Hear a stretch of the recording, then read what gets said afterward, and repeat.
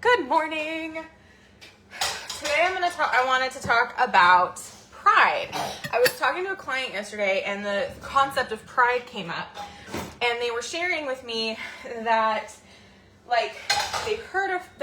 we've all heard of pride and the concept of pride, but there were things that they were seeing or that people were telling them and pointing out in people as being pride. And this client was just like, I don't see it. I don't understand how that's pride. And it got me thinking, because I think a lot of people have a misunderstanding of what pride is and looks like, because it can be so sneaky. So I thought I would talk about it today. And we're going to talk about it while I'm putting my dishes away and loading my dishwasher, because mom life. So pride. Here's the really simple definition of pride. It is thinking of yourself more than you ought.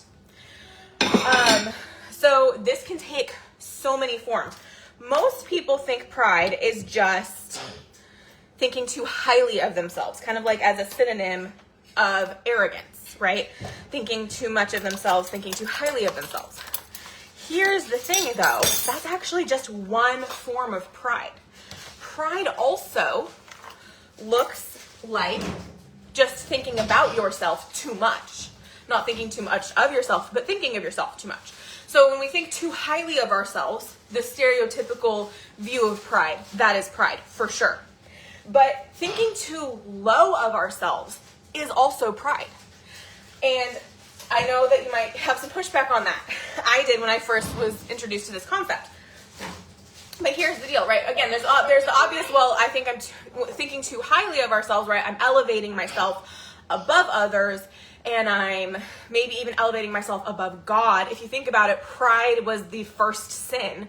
Lucifer, or I forgot what his Hebrew name is, but Satan elevated himself in his own estimation above God. And so pride, there's that stereotypical view of pride.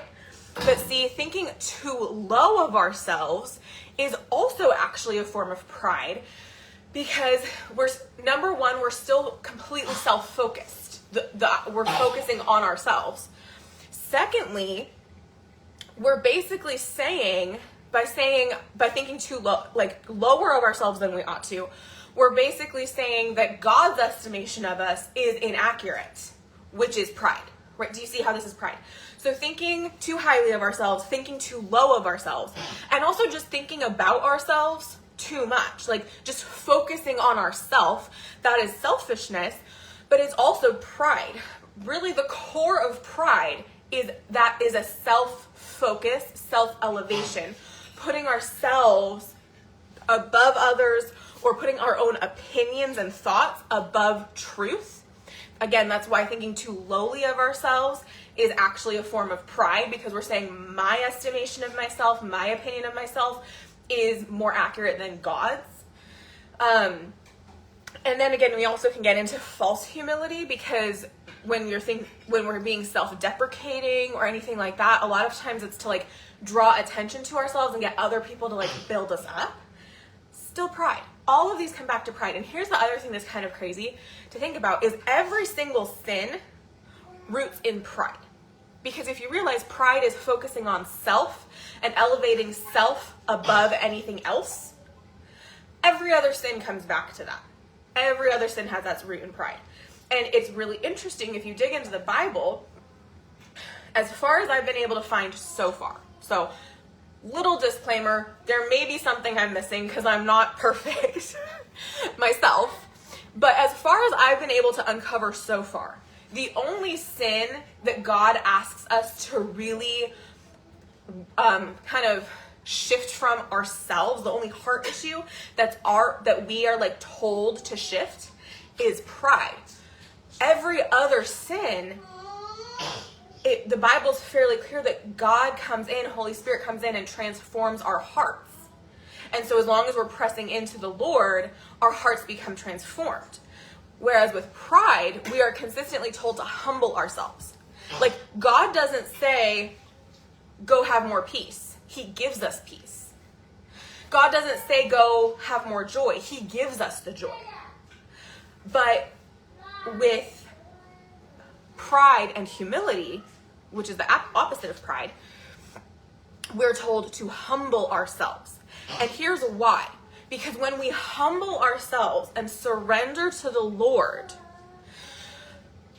He is able to come in and make those other shifts and transformations.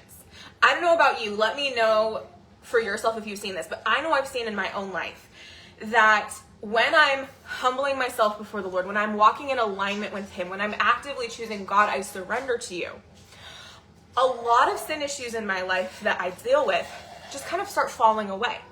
Not saying I'm perfect or that I've arrived. None of us have. None of us will till we've got to heaven. So that's not what I'm saying. What I am saying, though, is that the more I press in and surrender, the more that sanctification happens, the more that falling off of the old fleshly ways happens. Can you give me 1 minute? I'm wrapping up right now, okay? Or you can get it for you guys, okay? Sorry, kids. So the more I press in, the more the flesh falls away. But it all comes back to choosing to step out of pride and into humility. And that's where healing comes. When we're able to say, I was wrong. I did something wrong and I'm sorry. I have a friend who's so good at this. Like, she convicts me and I aspire to be like her, even more like her in this area, because she does that. She's so quick to apologize when she's wrong. Like, so quick. Now, we don't want to apologize for things that are right, but when we're wrong, when God's convicted us, that how quick are we to turn and say, oh my gosh, God, I'm so sorry. And go to people we've hurt and apologize. This is humility. This is that choosing to set aside the pride and step into humility. And from that place, it opens up the door to let God come in and just transform our hearts. And we're able to shift and we're able to be aligned with Him. And so much healing happens. So much growth happens. Like, this is where things get so good, when you're able to step into that. And I just wanted to share that with you today because it's been on my mind since I was talking with a client about it. And it made me realize there's probably other people. Like, if I have one client I'm working on with who's needing to hear this, there's probably several more people who need to hear this. So I wanted to share this with you and invite you to kind of just examine your own heart. Where am I stepping into pride? Because we all have it, right? Again, it's kind of the root of all sin. Oh, sorry. Hold on, guys. It's the root of all sin.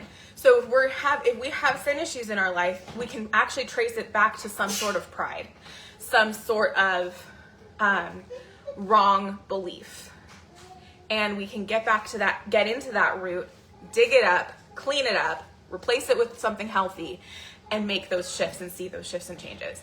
So I invite you today to spend some time with the Lord and ask Him to show you where you get to humble yourself before Him. Where are the areas for you that you are needing to step into humility and let Him in? And if you would love some support or encouragement in that journey, please reach out to me. That's part of what I do in working with clients one-on-one. And I actually have a couple spots open right now where we get in, and because sometimes we have blind spots. Sometimes we can't see our own issues. And so having somebody else come in from a place of love and compassion and help us, they're kind of like an unbiased third party, but they also operate from that place of love and wanting your highest good, which is being aligned with God. Having somebody come in and helping us see, oh, look at this little thread here, this is what that is, can be super helpful. So I do actually have some spots open available for some one-on-one clients. So if that's something that you feel like may support you, feel free to reach out to me. But also just feel free to reach out to me with questions or comments, and if you're having additional discussion, I'd love to see you in the DMs and support you more individually. And I will talk to you later. Bye.